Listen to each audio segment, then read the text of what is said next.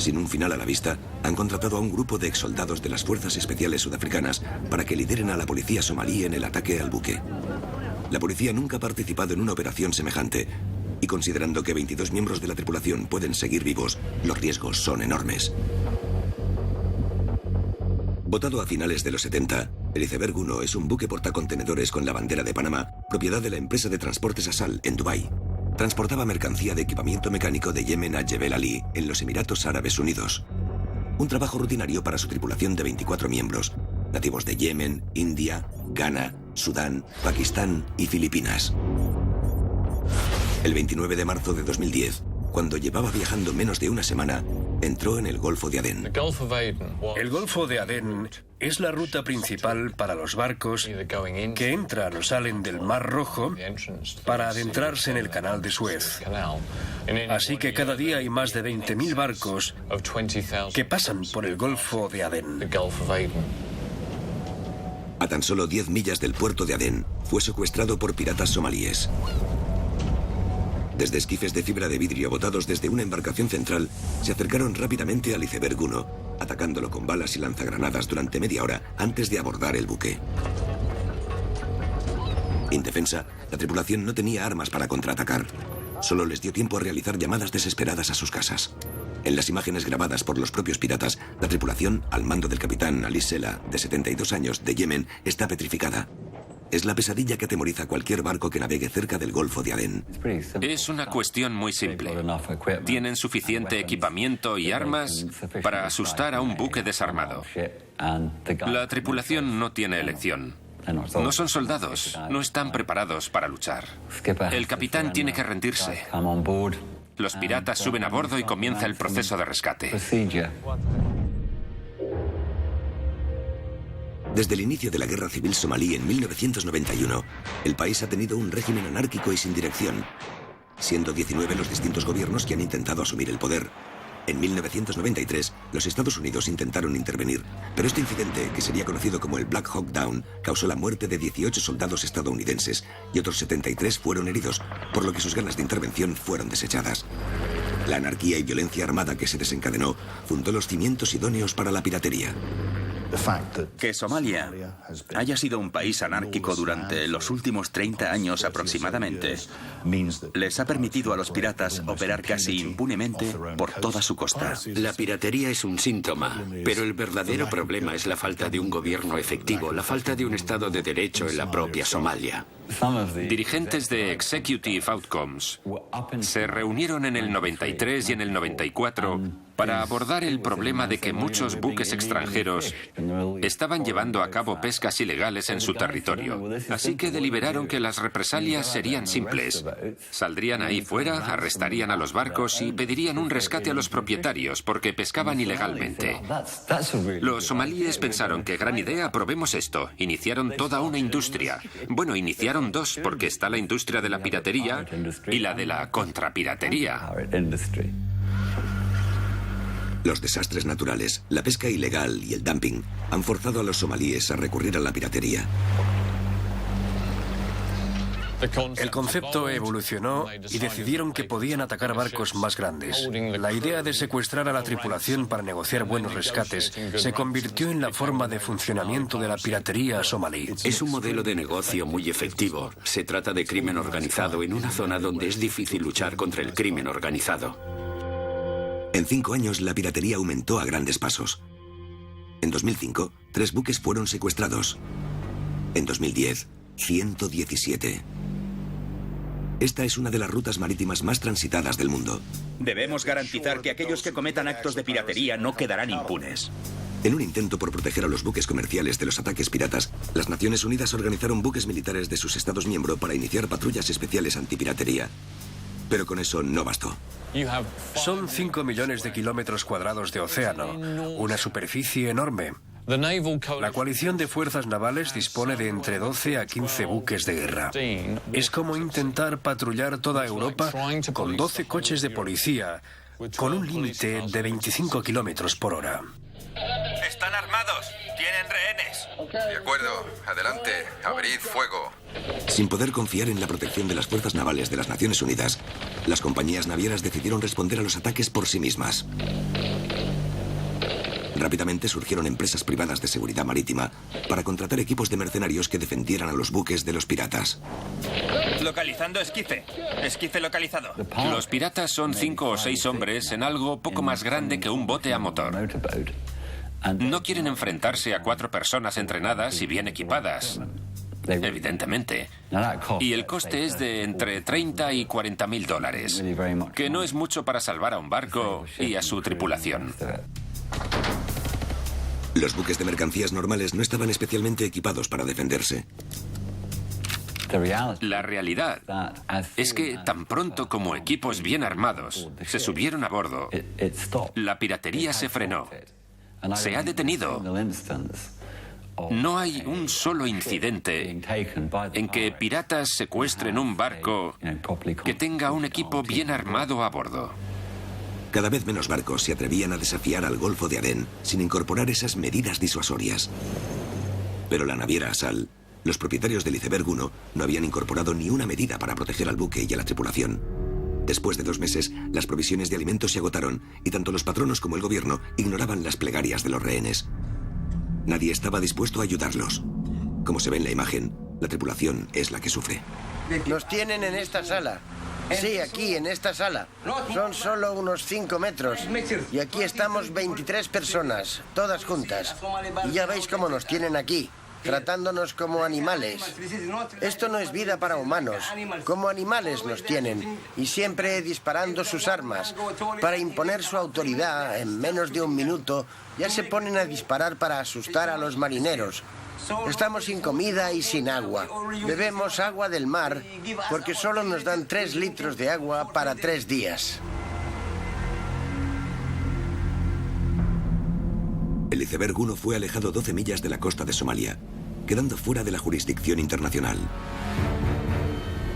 Este era el refugio perfecto para mantener a los buques secuestrados. Una zona inmune a las intervenciones, lo bastante cerca de la costa para que los piratas pudieran recibir provisiones e intercambiar personal con sus aliados en tierra. El 1 de noviembre, tras 218 días de sufrimiento y sin rescate a la vista, permitieron a los marineros traumatizados enviar mensajes al mundo exterior. Le hablo a mi familia. No estoy muerto y sé que con la ayuda de Dios no moriré. Por favor, no podemos vivir sin respeto.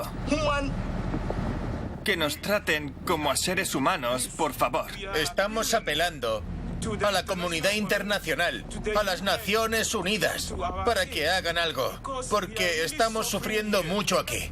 Sí, que encuentren a alguien de un comité o a quien sea para que nos pongan en libertad. A continuación, mercenarios sudafricanos son contratados para liderar las fuerzas locales de policía en una operación para poner fin al secuestro pirata más largo de la historia.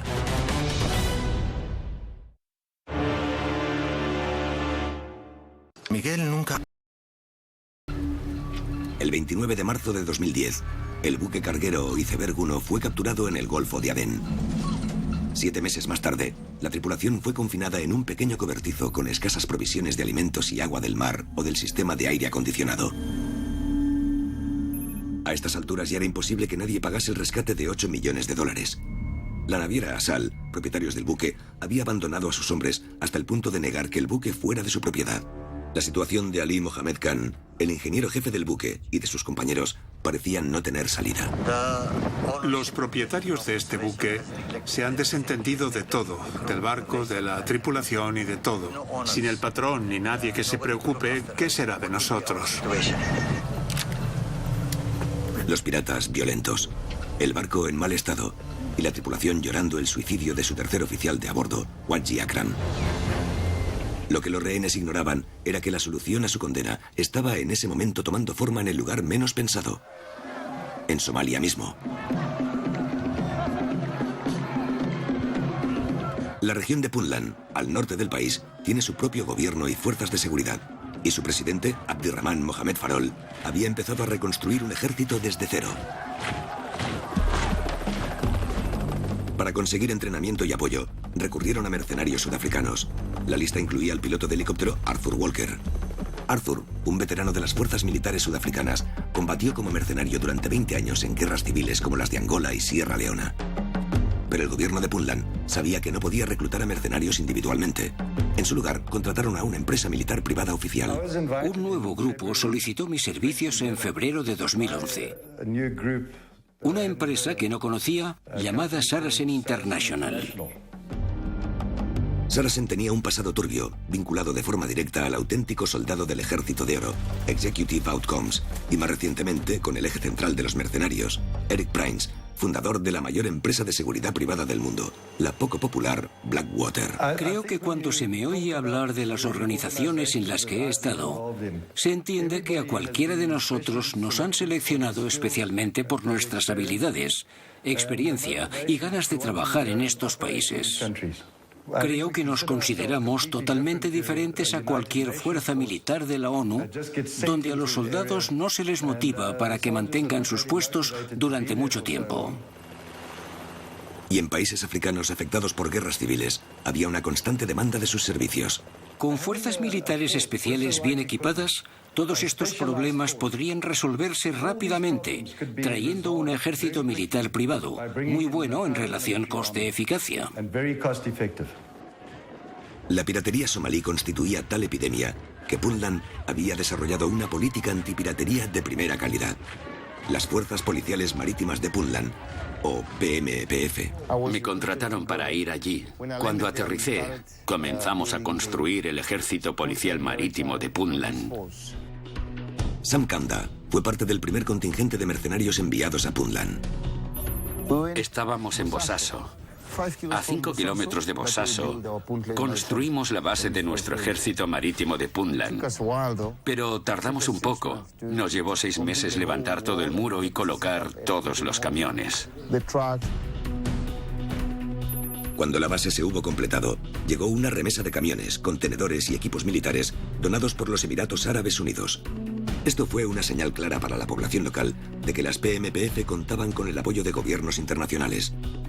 Aunque estos suministros serían esenciales, la operación dependía ahora de los reclutas somalíes. Estaban tan delgados que casi ni se les veía. Si los hubiera entrenado como entreno normalmente se habrían muerto. Pero usamos nuestras habilidades y los cuidamos bien. Con nuestras habilidades los entrenamos poco a poco, pero haciendo que comieran bien para que acabaran estando más fuertes que al principio. Cuando nos fuimos, ya eran profesionales. Somalia realizaba un gran esfuerzo para combatir los humillantes secuestros que se sucedían en sus costas. Los secuestros ya no solo afectaban a los buques cargueros o a los petroleros. En 2010, una familia danesa, los Johansen, daban la vuelta al mundo en un yate de 12 metros cuando fueron atacados por piratas en el Océano Índico. Estuvieron capturados durante 7 meses antes de ser liberados por $1 millón. Los Johansen fueron víctimas de un caudillo pirata influyente llamado Isi Yulox. Yulox tenía un ejército bien armado de unos 70 hombres y era uno de los líderes más conocidos de la piratería en Somalia. Las PMPF sabían que atrapar a Yulox sería un triunfo importante. Averiguaron que él y sus hombres tenían el campamento militar en Balididin, en el interior del Cuerno de África.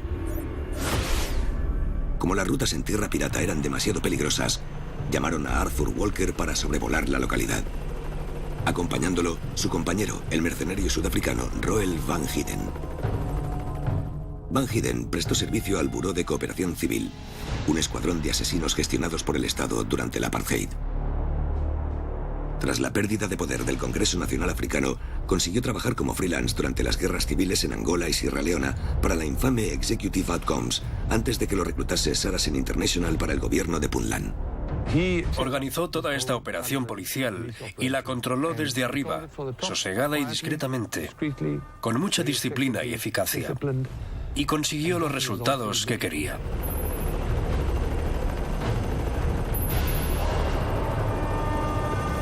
Su misión era localizar y destruir algunos de los jeeps armados de Isi Yulox. Avanzada la tarde, se acercaron desde el sur.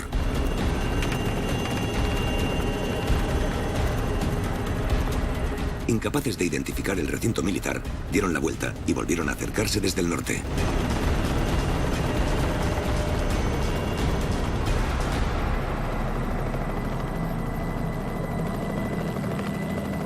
Fue entonces cuando comenzaron a recibir disparos desde tierra.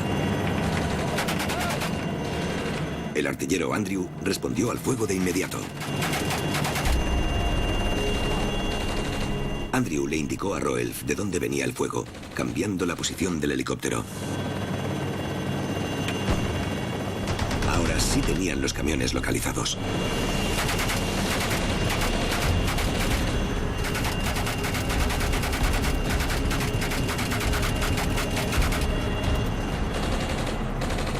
En una empresa militar privada, sobre todo para las que yo he trabajado, no se ve esta agresividad tan brutal. Esto no ocurre. Cuando se trata de soldados profesionales, todos actúan con ética. Pero cuando interviene la brutalidad, es la eficacia de la unidad lo que cuenta. Cuando un objetivo ha sido identificado, el plan ya ha salido bien, todo ha salido bien. La logística, las instrucciones y la ejecución. Pero ellos atacan y atacan duramente.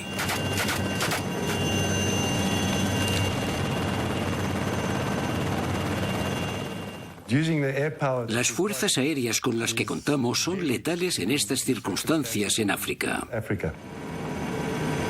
Hemos identificado a 5 o 6 vehículos desde el aire.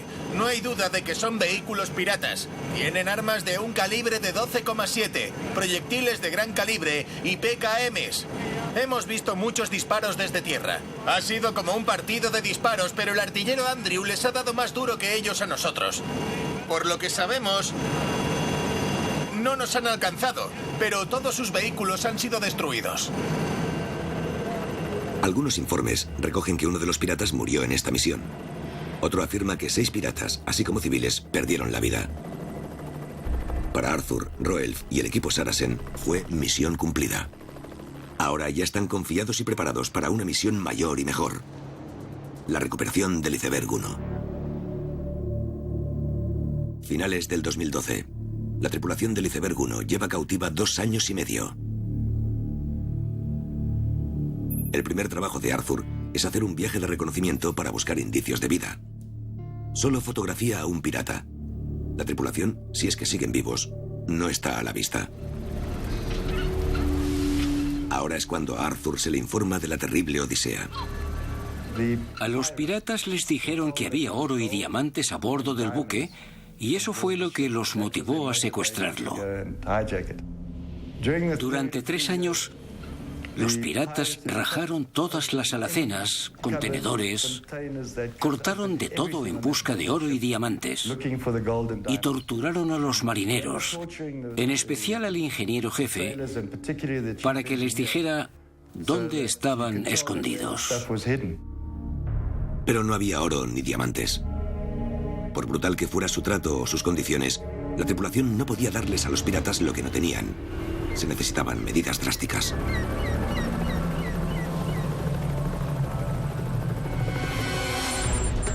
A continuación, Arthur Walker, los mercenarios sudafricanos y las PMPF se enfrentan cara a cara a los piratas.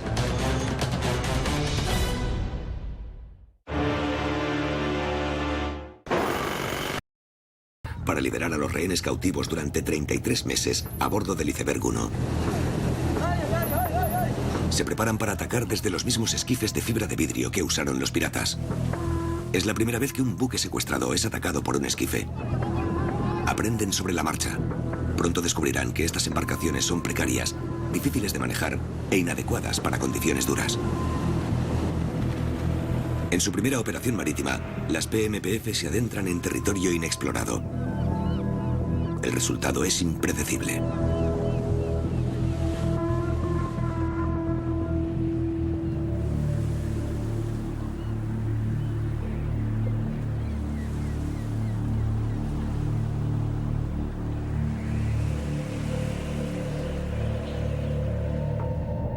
Los vehículos azules de las PMPF parecen sospechosos en un país donde muchos simpatizan con los piratas y comparten los beneficios que obtienen. El helicóptero de Arthur es un indicio más de que un intento de rescate está a punto de tener lugar. Pero los riesgos reales son para los somalíes que han decidido alistarse para combatir a sus compatriotas piratas. La operación la realizaron únicamente los somalíes junto con un par de expatriados que los aconsejaron. Roelf dirigió las fuerzas de tierra. También intervinieron Alex de Rusia y Medic Brandon sudafricano, pero el resto eran somalíes.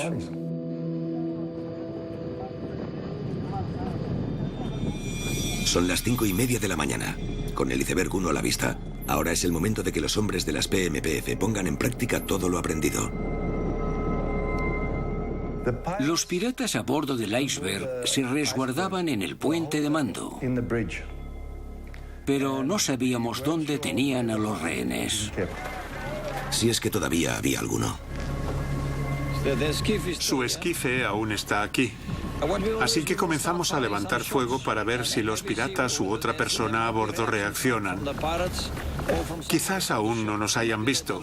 Es muy temprano. Rolf Van Hiden, comandante de la operación, nos comenta sus intenciones para esta primera mañana. Aún es muy temprano, no son ni las 6 de la mañana, pero nuestras tropas ya están en sus posiciones. ¿Están los dos esquifes? Sí. Los dos. Los dos. Teníamos 3 ametralladoras Dushka de un calibre de 12,7 montadas en la parte trasera de un todoterreno y también contábamos con la ametralladora ligera, la PKM, que es de 7,62. Si quieren mantener el elemento sorpresa, tienen que actuar rápido. Creo que dispararemos un RPG. Solo explosión aérea, solo aérea.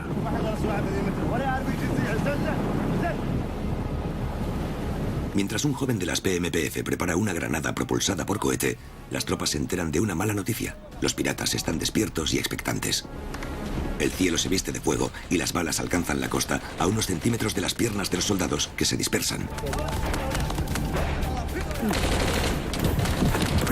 El comandante sudafricano sabe perfectamente qué deben hacer.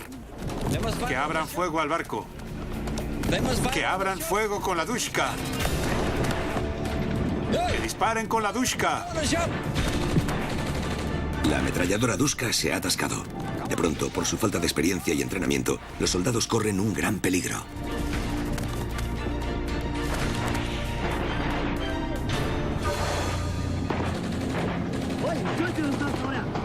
Ahora la misión es más difícil y peligrosa.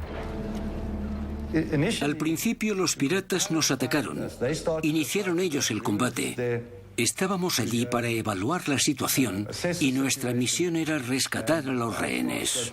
Y la primera mañana fueron los piratas los que dispararon a nuestro grupo, principalmente con la PKM y con armas precisas y mortales. Alcanzaron varios de nuestros vehículos, a una distancia de unos 700 metros. Así que, naturalmente, tuvimos que contraatacar. Ahora nuestro plan es atacar el barco desde distintos ángulos. Por tierra, por aire y por mar, desde un barco. Pondremos a 20 personas en el barco y desde ahí comenzaremos a despejar la resistencia que nos encontremos. No debería haber muchos hombres, pero esto es lo que haremos.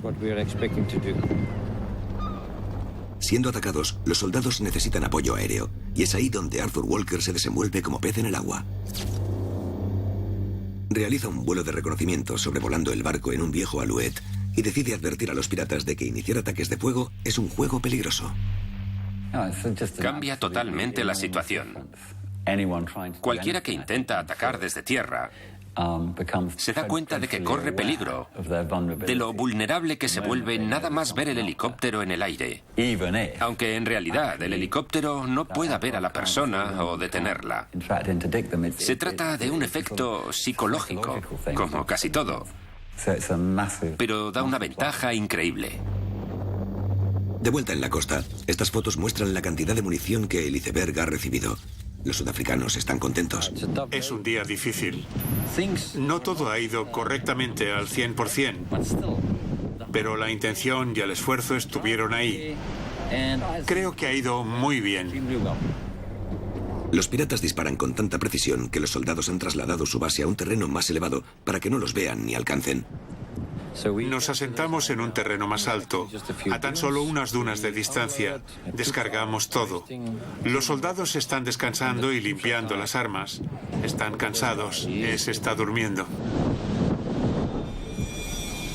Los soldados de las PMPF y los sudafricanos tienen que replantearse una misión que parecía ser mucho más sencilla. Uno de los indicios de cómo han subestimado a los piratas es que les quedan pocas municiones. Nos estamos quedando sin municiones, así que enviaremos el helicóptero a Eyl para ver si puede conseguir reabastecimiento.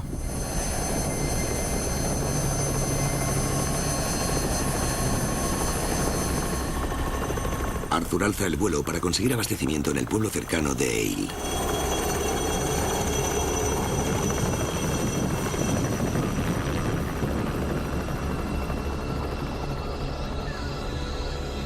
En 2 horas regresa con más ametralladoras PKM, balas y un nuevo cañón para la Dushka que se había atascado.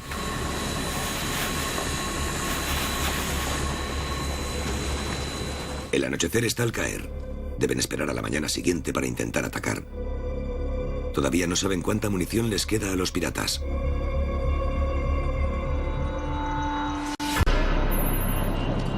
Pero no son los disparos de los piratas a bordo del buque lo que debería preocuparles. Ahora mismo la situación está bajo control. Por la mañana temprano, un grupo de 7 piratas de Garasad, un pueblo cercano, atacaron a los soldados mientras dormían. 3 de los piratas murieron, 1 escapó y 3 fueron capturados. Mientras los desnudan y los introducen en un camión policial, los mercenarios sudafricanos hablan con ellos antes de que se los lleven.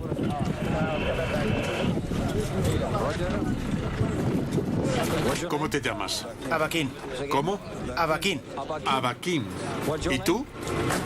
Abika. Abika. ¿Y tú? Said. Sí. Said. Said. Said.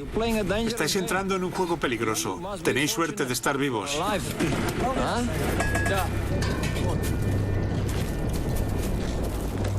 Provistos de gran cantidad de armas, los soldados de las PMPF deciden lanzar un ataque decisivo al iceberg 1. Con los rehenes aún a bordo, abren fuego con todos sus medios, tiroteando el iceberg con armas pesadas. Los piratas no contraatacan, pero tampoco se rinden.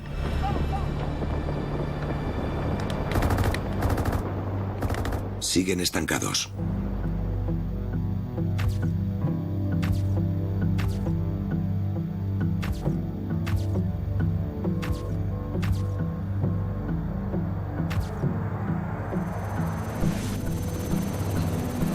Avanzada la tarde y sin tener respuesta, Arthur vuela para ver mejor. Esto sí provoca una respuesta. Los piratas abren fuego. Estas fotos muestran la suerte que tiene Arthur de estar vivo. Hay varios balazos en las ventanas del helicóptero y una bala llegó a alcanzar el asiento del pasajero.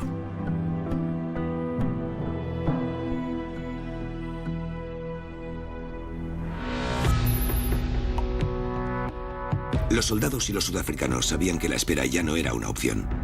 Acercaron a los francotiradores para intentar alcanzar a algunos piratas. Nos dispararon desde las portillas, así que no se podía ver a ninguno de los piratas, aunque sabíamos que los disparos venían de allí. Lo único que podíamos hacer era disparar a las portillas. Pero son los piratas los primeros en conseguir derramar sangre. Nos han disparado. Desde sus posiciones privilegiadas, a una distancia de 700 metros, consiguen disparar a 3 soldados que sobreviven. Muchos de ellos prueban el sabor de una batalla de verdad por primera vez. ¿Se ha realizado una operación de este tipo en Somalia? ¿En África? No. Esta es la primera vez. Este tipo de operaciones nunca resulta fácil. Arthur traslada a los heridos a Eyl.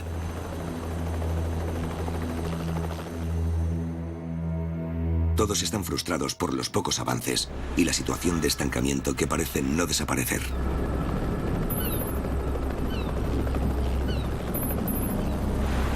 Entonces los soldados y los mercenarios reciben un mensaje de a bordo que les revela lo que necesitaban saber. Nos comunicamos con los piratas por teléfono a través de sus patrocinadores o inversores. Su reacción inicial fue que lucharían hasta la muerte sin importarles lo que les pasase, que lucharían hasta morir antes que liberar a ninguno de los rehenes. Ese fue literalmente el mensaje y por eso ya no nos preocupó tanto bombardearlos. Lanzan un ataque total desde la playa y desde el aire, bombardeando el iceberg con toda la potencia de su arsenal. La idea era hacer que de entre 5 a 10 soldados escalaran para abordar el buque bajo el fuego, mientras los cubríamos disparando desde tierra y aire. Solo teníamos una ametralladora PKM y el helicóptero. Desde tierra es muy difícil defenderse de los disparos de un helicóptero de combate aéreo. Se mueve más y te tiene en el punto de mira. Los disparos desde tierra son imprecisos y los suyos te alcanzarán sin ninguna duda. En un intento desesperado, las tropas se acercaron al buque en 3 esquifes. Los piratas abrieron fuego salvajemente, decididos a no dejar que los soldados se acercasen. Las balas caen peligrosamente cerca de los pequeños botes desarmados. Pero los soldados siguen avanzando.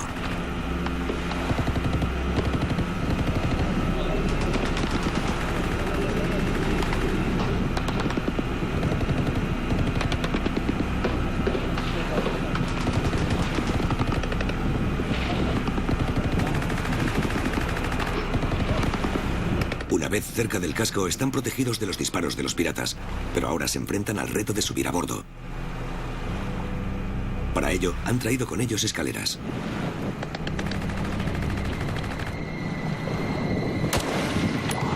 Desde la playa, un mercenario sudafricano ha detectado movimiento en cubierta, pero ese no es el único problema.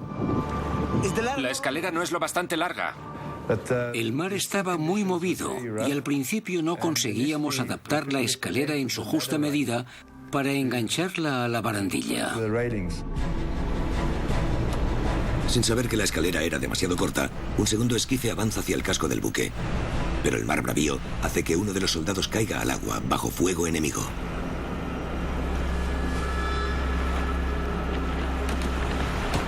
Las tropas desde la playa solo pueden disparar desesperadamente a las portillas intentando cubrirlos.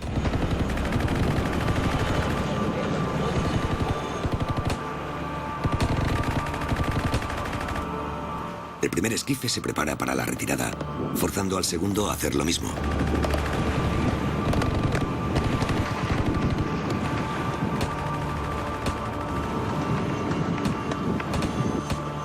Las balas siguen alcanzando el agua a su alrededor. Los 3 esquifes retroceden, pero no sin bajas. Uno de los soldados, alcanzado por una bala, ha muerto. Es la primera víctima mortal del escuadrón. Y aún les queda mucho para liberar a los rehenes. A continuación, Arthur Walker, los mercenarios sudafricanos y las fuerzas policiales marítimas de Puntland traerán armas pesadas para intentar poner fin al secuestro de 33 meses del iceberg 1.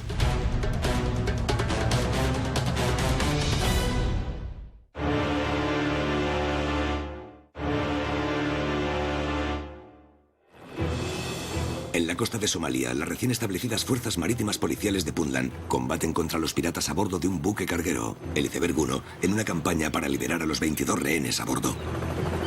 Para ayudarlos cuentan con el legendario piloto de helicóptero Arthur Walker y un escuadrón de mercenarios sudafricanos. Vimos que no estábamos siendo muy efectivos, que no les causábamos mayores problemas a los piratas. Así que decidimos traer un misil de mayor calibre. Los soviéticos construyeron el rifle sin retroceso B-10, un arma que sin duda puede penetrar el acero de los buques y aunque su alcance es de unos 4 kilómetros, es preciso a tan solo unos 400 metros. Además, le faltaba la mira telescópica. Como el plan era disparar para abrir una brecha, las fuerzas de Puntland decidieron que el iceberg 1 era un objetivo suficientemente grande. Al final conseguimos un lanzamisiles, un rifle sin retroceso B-10. Tiene un calibre de 100 milímetros, lo suficiente para hacer algunos agujeros en el grueso acero del puente. Con una longitud de 7 metros, a esta arma antitanques no le será difícil penetrar un buque carguero. Las fotografías hechas más tarde muestran uno de los proyectiles del B-10 atravesando el casco de grueso acero del buque. Finalmente, la intención de los piratas cambia. Aterrados, algunos intentan huir en esquifes. Pero tras el ataque aéreo de Arthur, uno de estos se hunde, obligando a los piratas a volver al buque. No habían recibido suministros de agua potable ni de comida. Así que estaban empezando a pasarlo mal.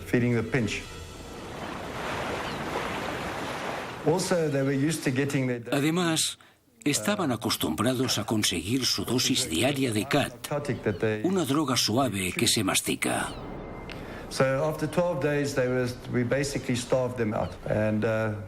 En 12 días hicimos que se murieran de hambre.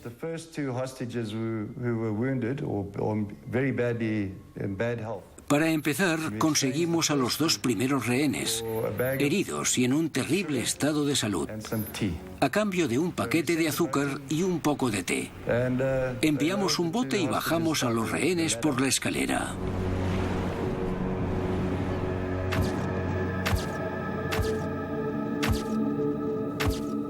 Y los llevamos a la orilla para ponerlos a salvo. Inmediatamente después los trasladamos a nuestra base para que recibieran atención médica esa misma noche.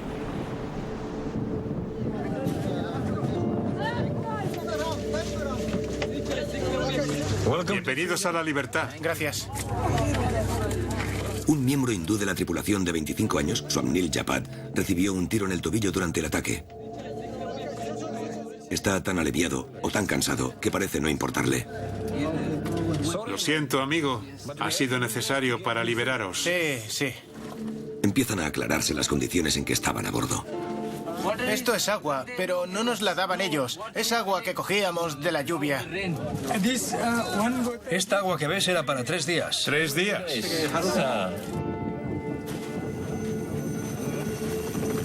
Arthur los traslada para que los atienda un médico. Para ellos es el fin de un terrible suplicio. Mientras se alejan de la costa, dejan atrás el barco que ha sido su prisión durante casi 1000 días.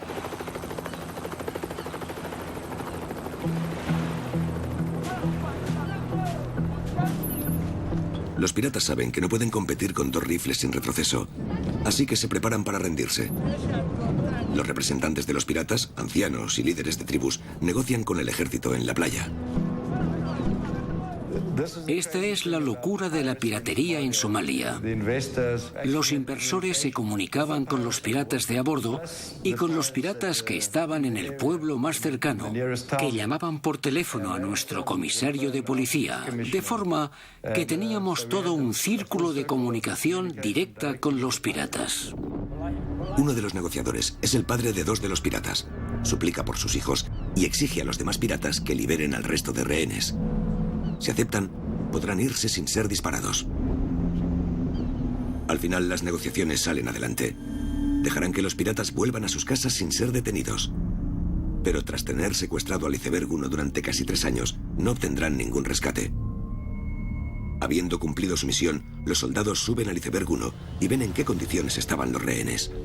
Los rehenes estuvieron presos durante 3 años a bordo de ese buque, en una cabina amplia pero muy apretados. Tenían muy poca comida y muchos de ellos fueron torturados. El ingeniero jefe fue quien sufrió más torturas. Le cortaron las 2 orejas, que le colgaban hasta aquí. Lo golpearon con una barra de metal y le dañaron sobre todo la pierna izquierda.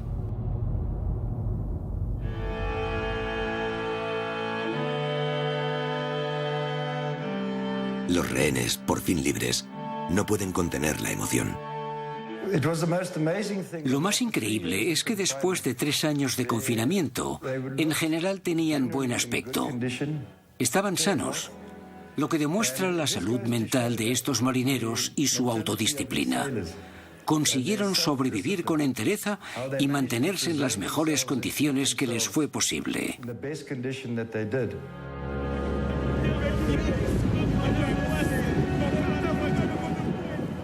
Todos los rehenes, nada más tocar tierra, comenzaron a rezar y a dar gracias al Señor, ya fueran musulmanes o cristianos. Ha sido una experiencia increíble. Todo el tiempo que trabajamos allí, sudando la gota gorda, fue recompensado al ver la expresión de estos rehenes, liberados tras 3 años de tortura. Ha valido la pena. Ahora el escuadrón se da cuenta de que los piratas colocaron a estos hombres en los cuartos del perímetro exterior del barco, usándolos como escudo humano. El 10 de diciembre, por la mañana temprano, me disponía a rezar y de repente se oyó un tiroteo. Fue brutal y todos nos escondimos para protegernos de las balas que no dejaban de volar por los aires. El bombardeo fue tal que se veían balas por todas partes mientras permanecíamos tumbados. Pasamos allí 3 años. Pero los últimos 18 días fueron la guerra. Al principio no sabíamos que venían a salvarnos. Pensamos que venían a destruirnos a todos. Y finalmente el día 18 todo se calmó.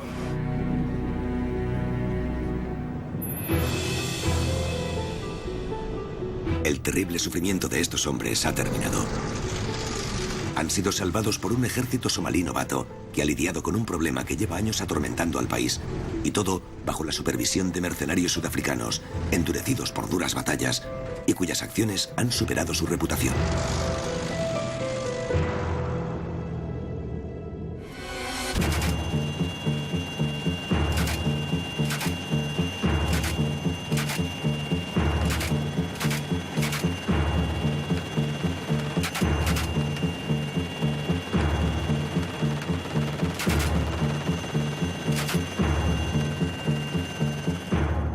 Stand by door, or got it now.